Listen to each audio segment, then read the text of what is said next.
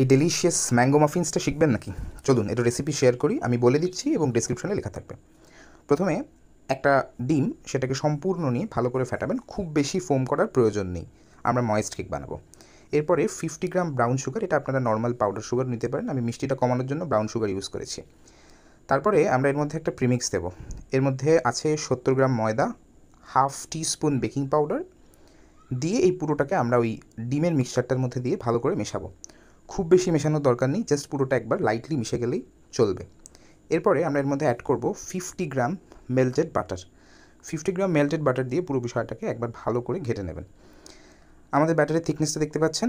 এরপরে আমরা যেটা করব, এর মধ্যে একটা ম্যাঙ্গো পাল্প দেবো, একটা বড় আম কেটে সেটার হাফটাকে আমরা এরকম পাল্প করব, খুব বেশি মেশাবো না, মানে খুব মিক্সচারে দিয়ে ঘাটার প্রয়োজন নেই, হালকা হাতে নরম করে নিলেই চলবে।